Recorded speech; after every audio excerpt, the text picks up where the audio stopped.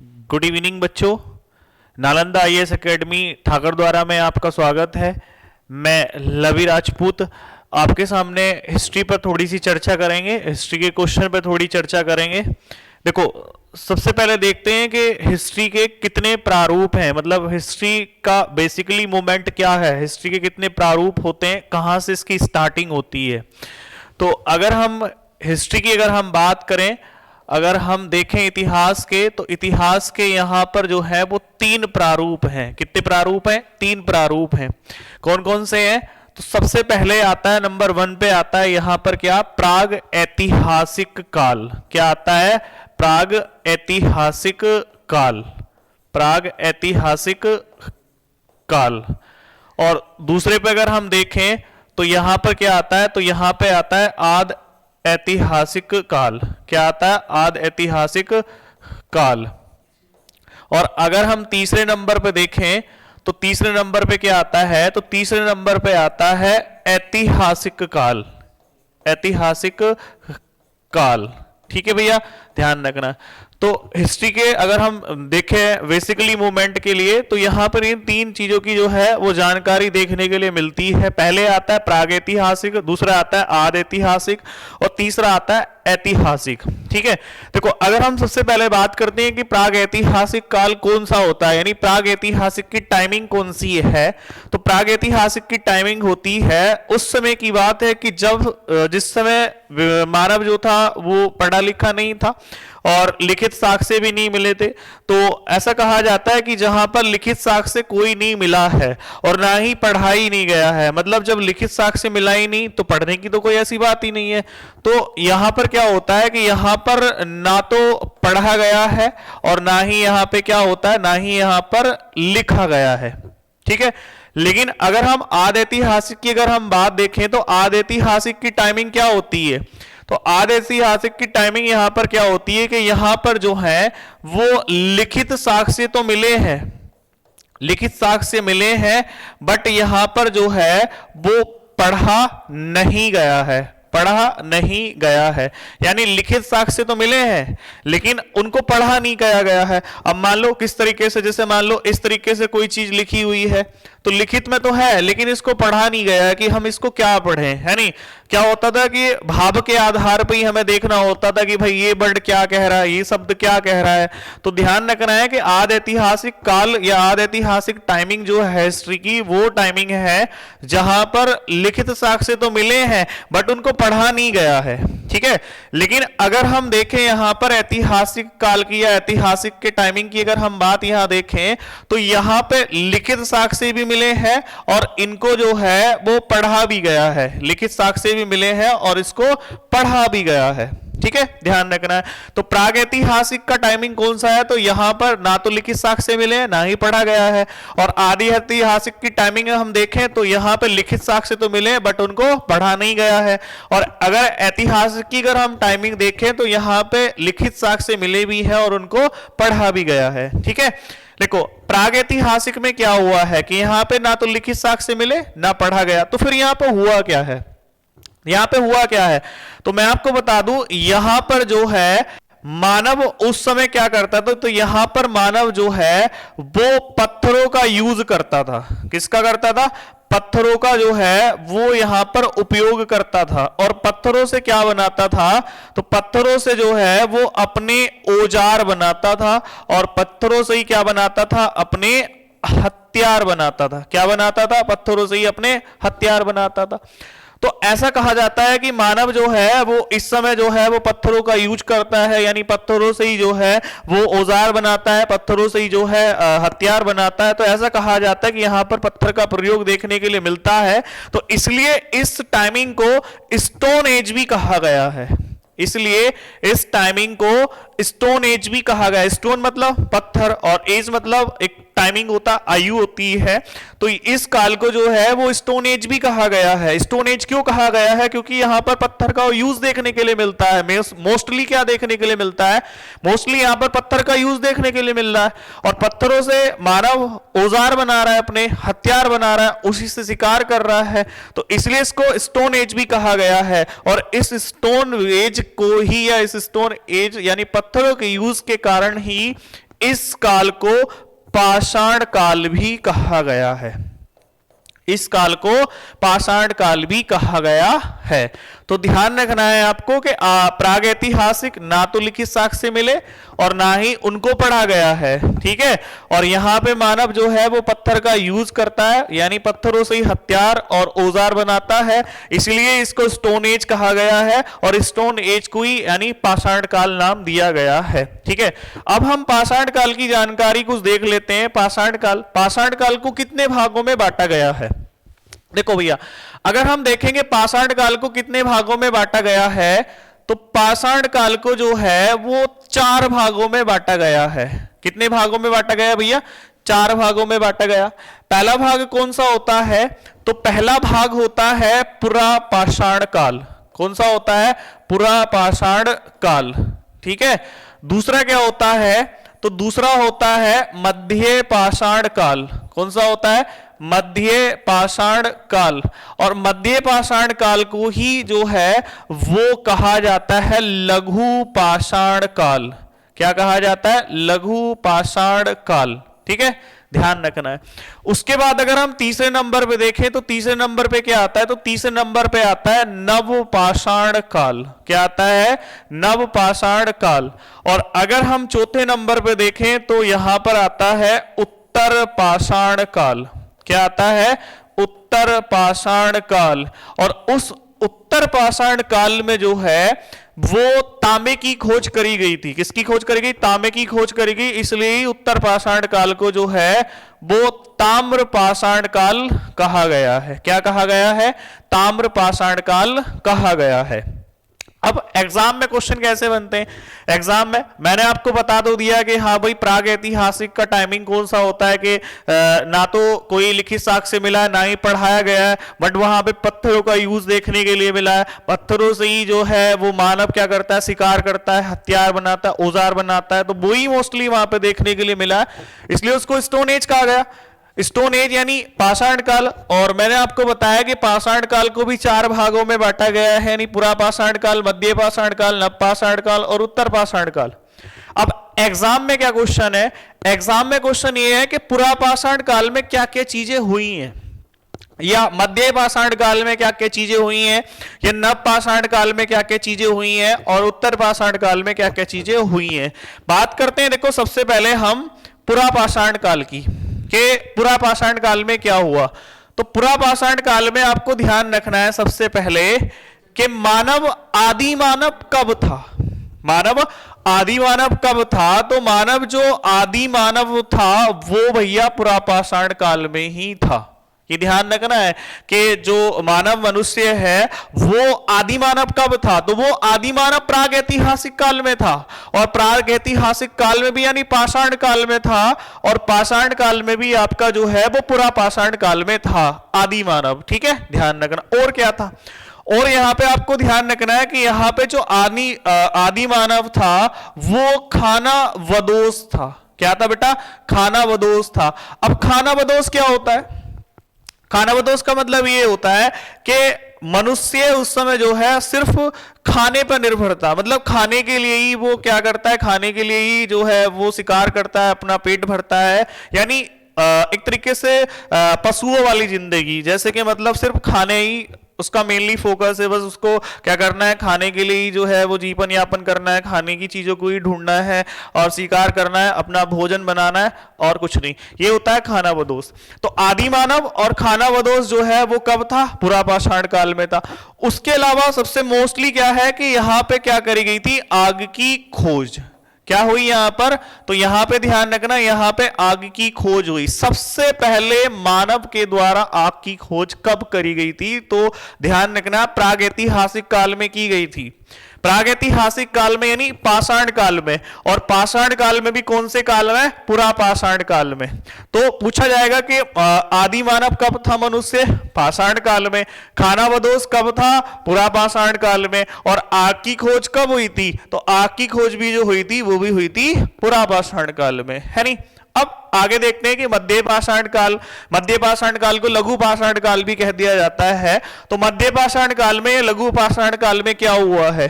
देखो अगर हम देखें मध्य पाषाण काल में, लघु पाषाण काल में, तो सबसे मोस्टली क्वेश्चन आता है कि अंत्येष्टि कार्यक्रम की शुरुआत, यानी अंत्येष्टि कार्यक्रम, यानी अंत्येष्टि कार्यक्रम की शुरुआत कब हुई थी? तो ये हुई थी मध्य पाषाण काल में। अब अंत्येष्टि कार्यक्रम क्या होता है? देखो मैं बताऊं, मनुष्य के मतलब 16 संस्कार होते हैं। कितने संस्कार होते हैं? 16 संस्कार होते हैं। मतलब जब बच्चा जन्म लेता है तो जन्म से लगा के उसकी मृत्यु तक पूरे उसके साथ में 16 संस्कार होते हैं। और जो 16वां संस्कार है सबसे अंत का, यानी अंतिम संस्कार, वो क्या है? वो होता है अंत्येष्टि। ठीक है, तो लघु पाषाण काल या मध्य पाषाण काल में अंत्येष्टि कार्यक्रम की शुरुआत हो चुकी थी, यानी मनुष्य की डेथ के बाद में उसका अंतिम संस्कार किया जा रहा है, यानी अंत्येष्टि कार्यक्रम की क्या होगी? शुरुआत होगी। ये आपको ध्यान रखना है, अंत्येष्टि कार्यक्रम। उसके बाद में आगे देखते हैं नवपाषाण काल के। नवपाषाण काल में क्या होता है? देखो नवपाषाण काल में क्या है, ध्यान रखना, मोस्ट इंपोर्टेंट है। नवपाषाण काल से भी क्वेश्चन उठता है। देखो मनुष्य ने यहां पे क्या करा कि नवपाषाण काल में जो है वो खेती की शुरुआत कर दी। मतलब इसने क्या काम करा कि यहां पर जो है वो क्या हो गई? खेती की शुरुआत कर दी। अब मनुष्य जब खेती कर रहा तो ये तो है नहीं कि मान लो कि खेती करने के लिए मान लो कि व्यक्ति ऐसे मान लो कि कहीं कोई दूर जगह पे खेती करे, यानी उसका घर कहीं 2-4 किलोमीटर की दूरी पर हो और खेत कहीं दूर हो, है नहीं? ऐसा तो करता नहीं है। क्या करता है कि ज्यादा से ज्यादा आधा किलोमीटर या 1 किलोमीटर की दूरी पर, है नहीं, जिससे कि टाइमिंग कम लगे खेत पे जाने के लिए। तो अब क्या हुआ कि जब नवपाषाण काल में जो है ना खेती की शुरुआत होने लगी, तो खेती जहां पे वो मनुष्य खेती कर रहा है वहीं पे उसने अपना निवास स्थान बना लिया। तो पूछा जाता है कि स्थायी निवास की शुरुआत कब हुई थी? तो स्थायी निवास कब बनाया? तो स्थायी निवास मनुष्य ने बनाना शुरू कर दिया कब? नवपाषाण काल में, जब उसने खेती की शुरुआत करनी शुरू कर दी। ठीक है, तो खेती की शुरुआत करी तो उसने स्थायी निवास बनाया। अब जब उसने अपना स्थायी निवास बना लिया तो भैया उसने यहां पे पशुपालन भी करना शुरू कर दिया। क्या करना शुरू कर दिया? उसने अपना पशुपालन भी करना शुरू कर दिया।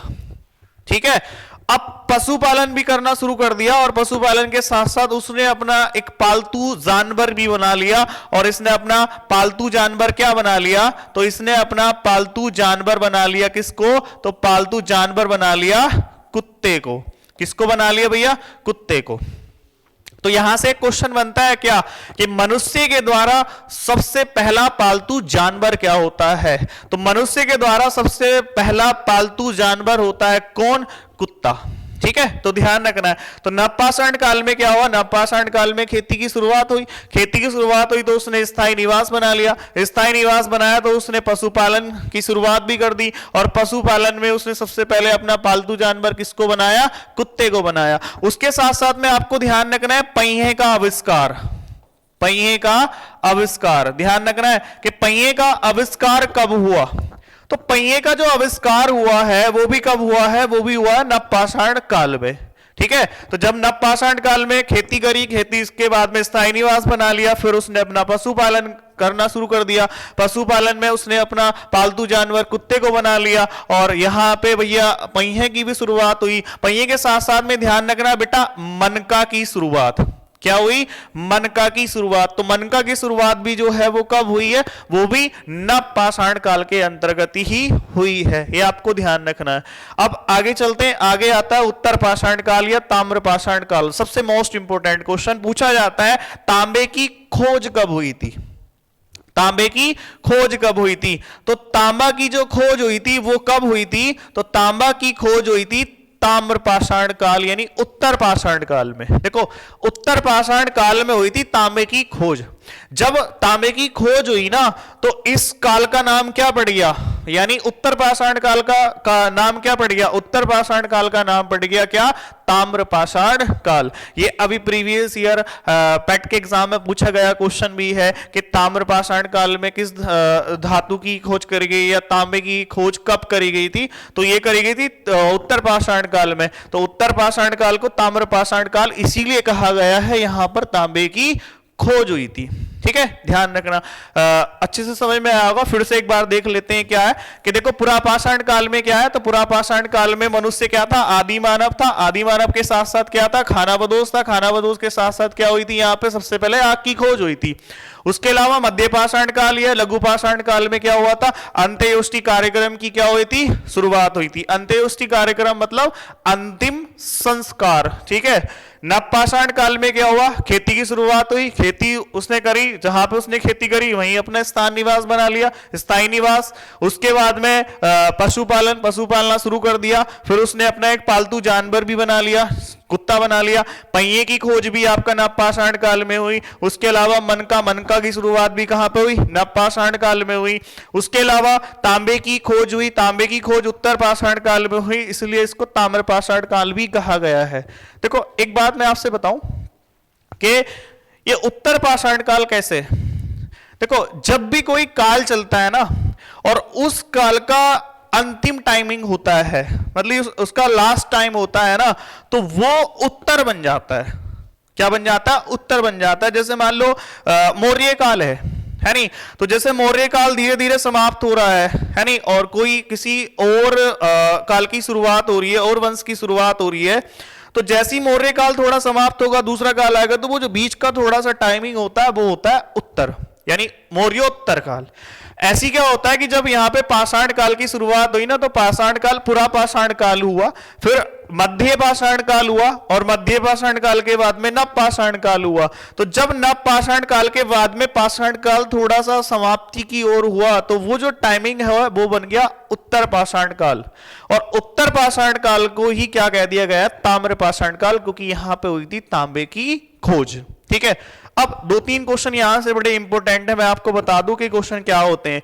क्वेश्चन ये आते हैं, पूछा जाता है, आप नोट पॉइंट करके ध्यान रखना। क्वेश्चन क्या है, क्वेश्चन ये है, पूछा जाता है कि मनुष्य के द्वारा सबसे पहले किस धातु की खोज की गई, या सबसे पहले खोजी गई धातु। ठीक है, तो ध्यान रखना है कि सबसे पहले खोजी गई धातु कौन सी है। तो सबसे पहले खोजी गई धातु कौन है, तो सबसे पहले खोजी गई धातु है तांबा। ठीक है, ध्यान रखना। दूसरा क्वेश्चन क्या है, दूसरा क्वेश्चन ये है कि सबसे पहले जो है वो पालतू जानवर कौन सा था, सबसे पहला पालतू जानवर कौन सा था। तो ध्यान रखना है, सबसे पहला पालतू जानवर, सबसे पहला पालतू जानवर, तो सबसे पहला पालतू जानवर कौन है बेटा, तो सबसे पहला पालतू जानवर है कुत्ता। कौन है, कुत्ता। ध्यान रखना है इस चीज का। उसके अलावा तीसरा क्वेश्चन क्या है, तीसरा क्वेश्चन ये है कि मनुष्य ने सबसे पहले किस चीज को खोजा था, है नहीं, ध्यान रखना। तो मनुष्य ने जो है वो सबसे पहले किसकी खोज करी थी, तो ध्यान रखना है ये करी थी इसने जो है आग की खोज। ध्यान रखना, मनुष्य के द्वारा सबसे पहले क्या हुआ था, सबसे पहले आग की जो है वो खोज करी गई थी। क्या करी गई थी, आग की खोज करी गई है नहीं। वैसे देखा जाए ना तो यहां पे आग की खोज नहीं आता, जैसे आविष्कार आता है नहीं, कि मनुष्य के द्वारा सबसे पहले किस चीज का आविष्कार करा गया था, तो यहां पर आग की खोज करी गई, इस तरीके से ध्यान रखना। और सबसे पहला पालतू जानवर कौन सा था, कुत्ता था। और सबसे पहले खोजी गई धातु कौन सी थी, तो सबसे पहले खोजी गई धातु तांबा। सबसे पहले पालतू जानवर कुत्ता, और मनुष्य के द्वारा सबसे पहले आग की क्या हुई, खोज हुई। ये आपको ध्यान रखना है। ठीक है, देखो अब कुछ थोड़ी सी एक दो बात और देख लेते हैं, इतनी बात तो समझ में आ गई होगी, है नहीं। आगे देखते हैं आगे क्या है। देखो आगे एक प्लेस होता है, प्लेस में बता दूं, प्लेस का नाम है बुज्रुहोम। क्या है, बुज्रुहोम। बुज्रुहोम कहां पे पड़ता है, ये पड़ता है जम्मू कश्मीर में। कहां पे पड़ता है, जम्मू कश्मीर में। तो जम्मू कश्मीर का बुज्रुहोम इंपोर्टेंट क्यों है, ये पाषाण काल के अंदर ही आएगा आपका, यानी प्राग ऐतिहासिक काल में पाषाण काल के अंदर ही आएगा बुज्रुहोम। तो बुज्रुहोम कहां पे पड़ता है, जम्मू कश्मीर में पड़ता है। अब इंपोर्टेंट क्यों है, इंपोर्टेंट मैं इसलिए बता दूं, यहां पर क्या है, यहां पर मनुष्य के शव के साथ कुत्ते के शव को भी दफनाया गया है। ठीक है, तो अगर पूछ ले कि मनुष्य के शव के साथ कुत्ते का शव कहां पे मिला है? तो मनुष्य के शव के साथ में जो कुत्ते का शव देखने के लिए मिलता है वो कहां पे देखने के लिए मिलता है? वो बुजुर्ग में देखने के लिए मिलता है, जो कि कहां पर है? जम्मू कश्मीर के अंदर है। ठीक है, ये वाली बात आपको नोट डाउन करनी है। बुजुर्ग होम जम्मू कश्मीर, मनुष्य के शव के साथ कुत्ते का शव दफनाया गया है, ऐसे साक्ष्य मिले हैं। ठीक है, अगला क्या है? अगला देख लेते हैं, एक प्लेस और देख लेते हैं। और प्लेस क्या है? प्लेस है मेहरगढ़। मेहरगढ़, मेहरगढ़ कहां पे पड़ता है? तो मेहरगढ़ पड़ता है बलूचिस्तान। कहां पे पड़ता है मेहरगढ़? बलूचिस्तान। बलूचिस्तान कहां? पाकिस्तान में। तो पाकिस्तान के बलूचिस्तान के मेहरगढ़ में क्या चीज देखने के लिए मिलती है, इसको ध्यान रखना है। तो मैं आपसे बता दूं, जो मेहरगढ़ है ना, जो कि आपका बलूचिस्तान पाकिस्तान के अंदर पड़ता है, तो यहां पर आपको ध्यान रखना है, यहां पर जो है वो सबसे पहले क्या मिले हैं? खेती के साक्ष्य। क्या मिले हैं? खेती के साक्ष्य। तो खेती के जो साक्ष्य मिले हैं सबसे पहले वो कहां से मिले हैं? वो मिले हैं पाकिस्तान, बलूचिस्तान, मेहरगढ़। ये आपको देखने के लिए ध्यान रखना, ये ऑप्शन में बहुत देखने के लिए मिलता है, मेहरगढ़। अब मेहरगढ़ कहां है? बलूचिस्तान। बलूचिस्तान कहां है? पाकिस्तान। क्या मिले हैं यहां पे? सबसे पहले खेती के साक्ष्य, और दो खेती के साक्ष्य मिले हैं यहां पे। किस किस के? एक जौ के, और जौ के साथ साथ किसके मिले हैं? ये मिले हैं गेहूं के, जौ के और गेहूं के। लेकिन यहीं से एक क्वेश्चन और है, आपको ध्यान रखना कि चावल के प्राचीनतम साक्ष्य कहां मिले हैं? तो चावल के प्राचीनतम साक्ष्य का अगर आपसे पूछे कि चावल के प्राचीनतम साक्ष्य कहां पे मिले हैं, तो चावल के प्राचीनतम साक्ष्य मिले हैं कोलिडवाहा। कहां पे मिले हैं? तो ये मिले हैं आपका कोलिडवाहा। और ये कहां पे पड़ता है बेटा? तो ये पड़ता है प्रयागराज के अंदर। किसके अंदर पड़ता है? प्रयागराज के अंदर पड़ता है। ठीक है, आशा है कि यहां तक आपको चीजें समझ में आई होंगी। और अगर कोई भी बात अगर है, वीडियो कैसी लगी है, लाइक शेयर करें और कमेंट में बताएं कि हाँ भाई क्या समझ में आया है, कैसी लगी क्लास। ठीक है, और इससे आगे हम आगे कंटिन्यू करेंगे। Tata, bye bye.